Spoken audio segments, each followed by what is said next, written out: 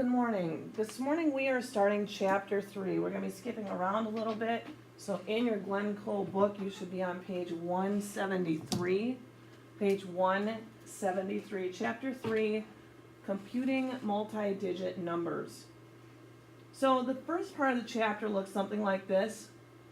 And it's talking about the skyscrapers that are in the background there. And it says that a certain size skyscraper in Chicago has 1,200,000 square feet of space. On average, there's 29,268 square feet of space on each floor. Estimate to find the number of floors on the building.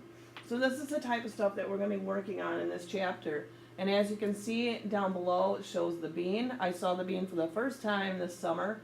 I really didn't see what big deal it was, but it is pretty cool if you get a chance to see it. It is a pretty neat thing to see. So we are going to be working on multi-digit numbers. We're going to be adding, subtracting, multiplying, and dividing. Let's turn the page and look at our vocabulary. All right. First, I'm on the wrong side. There we go. Okay. All right, let's look at vocabulary. We're going to be talking about compatible numbers. Our objectives today are to add and subtract multi-digit numbers and decimals. So let's look at the word product. Okay, product, and I'm going to write it a little bit darker there because mine doesn't want to show up too much.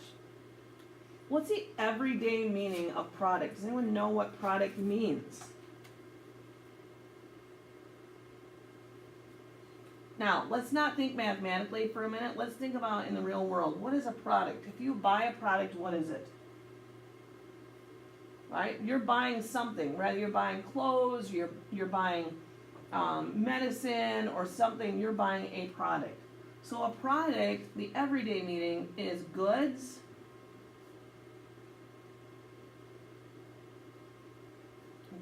or services. I'm going to zoom in a little bit here so you can read it better. Goods or services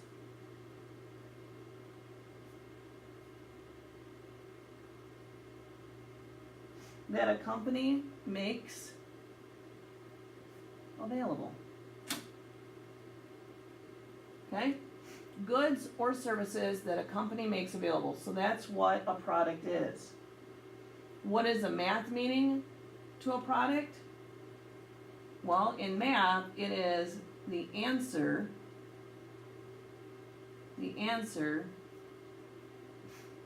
to a multiplication problem. So, in real life, in the real world, it is goods or services that a company makes available. And in the math meaning, it is the answer to a multiplication problem. Now, if you need to pause, let me know. It shouldn't take you too long. You should be able to somewhat keep up with me. But if you're having a hard time, then go ahead and pause. All right, for example, let's give it an example. In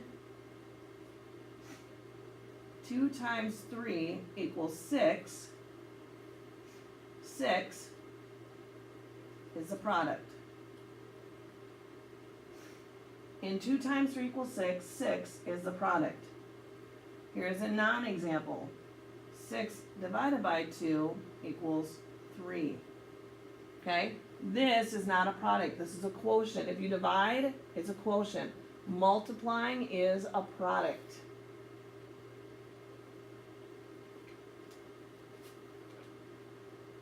All right, if you are done early and you're waiting on everyone else, or you have finished this up, I want you to go on to the next page that talks about what you already know and what you want to find out. I want you to take just a moment to try and fill that in. Anything that you know or you want to find out on adding and subtracting multi-digit numbers, including decimals.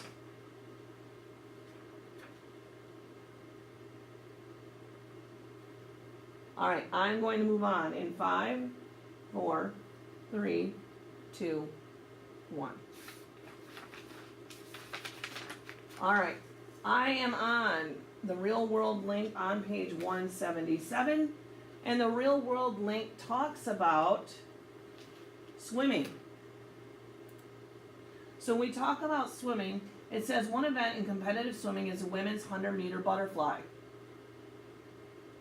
The table shows the times of different swimmers at recent Olympics. So it shows a women's 100-meter butterfly. And it shows that Lisbeth Trickett got 56.73 seconds. Christine Magnuson, we don't know. There's a question mark there. And Gabrielle Silva got 58.10.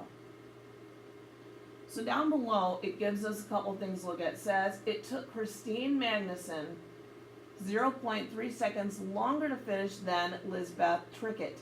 What is Magnuson's time in seconds? And down below, it shows us that if we took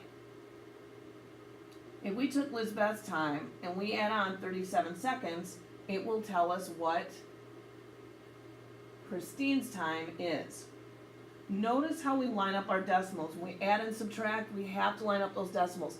That's the biggest thing. If you don't, your number's going to be way off. Make sure you line up your decimals, and then we're going to add.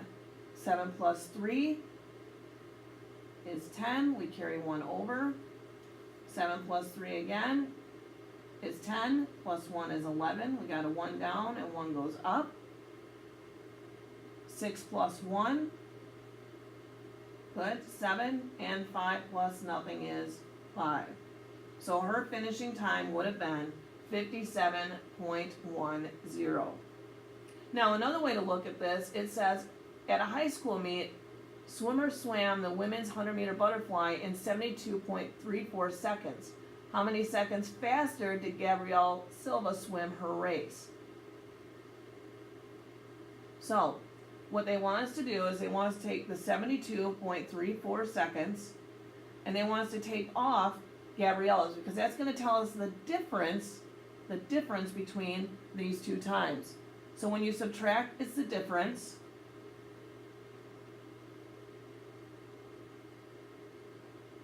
When you add, it's a sum. All right, so let's subtract. Again, we line up our decimals first.